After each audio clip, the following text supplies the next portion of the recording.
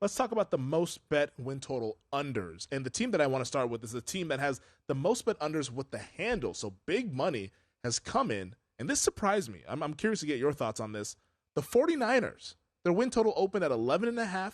It's now down to 10.5, and the money continues to pour in. People fading this Niners team that went to the NFC title game a year ago.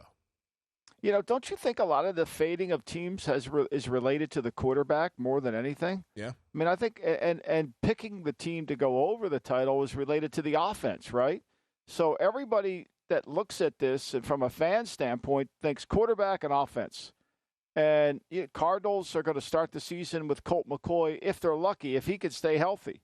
The Bucs are going to start the season with Baker Mayfield or Kyle Trask.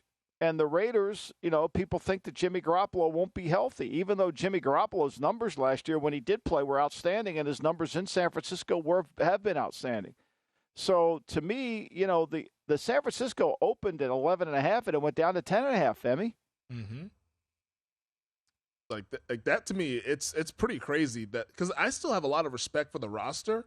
I have a lot of respect for the head coach, and it sounds like Purdy's going to be ready to go. I mean, we'll see what happens when training camp starts in a couple of weeks here, but all the reports, and this might just be reports, who knows? It could just be propaganda, and we'll find out what happens when they actually start practicing. But Purdy has been making progress. He's started to throw the little soft toss stuff and all that, and if he's good to go and is their starter week 1, I'm not trying to bet the under on the Niners. That's a really good team, man. I don't see it. I don't see it either. I think to me, the one thing you concerned yourself with, they open up in Pittsburgh. Kyle's teams, last year they went back to Chicago in the rain game with Trey Lance at quarterback. They struggled there. 2 years ago, they went to Detroit in the opener, and they got a big lead on Detroit, and they came back. Look, they might start slow, and everything with the 49ers is predicated on their injuries. But I do think the hidden gem in San Francisco is Deebo Samuel's attitude.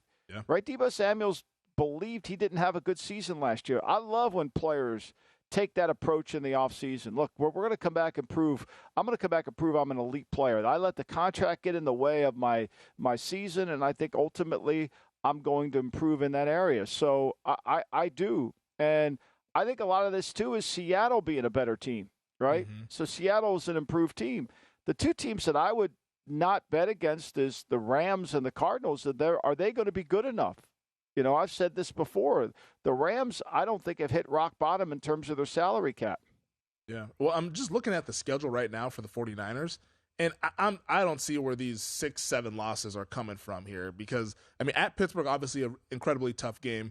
You're facing Mike Tomlin in an opener. The Steelers are going to be ready to go. That'll be a physical game.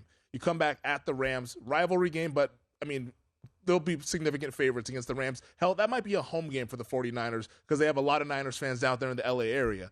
Then you come back home to face the Giants, the Cardinals, the Cowboys will be favored in all 3 of those games. At Cleveland, you're probably a short favorite, if not maybe a pick'em at the worst. You're favored at Minnesota, probably a pick'em or maybe a slight favorite at home against the Bengals. At Jacksonville, you're a favorite. Home Bucks, big favorite. At Seattle, short favorite. At Philly, a dog. Then you come back, Seattle at home favored, at Arizona favored, home Baltimore favored, at Washington favored, home Los Angeles favored. I'm not the math is not mathing, as the kids say. Yeah. It's not mathing. Maybe I'm putting too much faith in Purdy's elbow, but I don't know, man. I don't even know if you have to put his faith in the elbow. I think when you're talking about their team, right, you're talking about their defense, right? They're going to set the stage and they're set the table with their defense. I mean, that's what they do. Last year they had those injuries and they had a couple tough games earlier in the year. But, when you have a defense like they do that and that improved, I think you're certainly going to continue to get better. Think about it. Brock Purdy was their 4th-string quarterback and they won 13 games. Mm-hmm. Yeah. And Sam Darnold, they clearly like him a lot. We have our opinions on Sam Darnold, but they went out in the first week of free agency and said, that's the guy that we want. And if Purdy doesn't work out, clearly Shanahan thinks that his offense can work with Sam Darnold. So there's multiple outs at the QB position, unlike other teams where if the QB goes down, it's over. Season's done. Pack up shop. That's not the case for the 49ers. So I think you just have a lot of outs. I think they would be very comfortable. From what I understand, they'd be very comfortable playing Sam Darnold. Now, is he, but Brock Purdy has earned the right to be the starting quarterback there, and he will be. I don't see them panicking about the quarterbacking position at all. Nope. And I think the betting market is, but hey, I mean, maybe they know something that we don't know, but I don't. I would go against that move. If it gets down to 10, I mean, I'm going to bet the over on the Niners. Like that to me would be ridiculous. Some of the other teams, the most bet unders on the tickets, the Cardinals 4.5, the Bucs 6.5, and the Raiders also at 6.5. That's the third most bet team on the under there. And we talked about the QB uncertainty with all three of those teams there. Do you think the Raiders are being like disrespected here with this win total at 6.5? Because it opened 7.5. They've gone down to 6.5. Everyone I talk to about the NFL says, I think the Raiders could bottom out. The Raiders could be a top 5 team. McDaniels could be first coach fired. Everyone thinks that this season's going to be a disaster for the Silver and Black. Yeah. Well, I mean, look, there are so many close games they lost last year. A lot of this is because they got rid of Carr, right? So how could you get rid of Carr? Well, there's a lot of reasons why they did. And, a lot of it is related to their wins. I mean, they have a chance to beat the Chargers, turn the ball over 3 times. Tennessee game, turned the ball over once in the red zone. You come back in Kansas City, got an opportunity to beat Kansas City before the bye week. If they win that game, they're 2-3 going into the bye, and they don't make the throw that they need to make on 4th down, game over.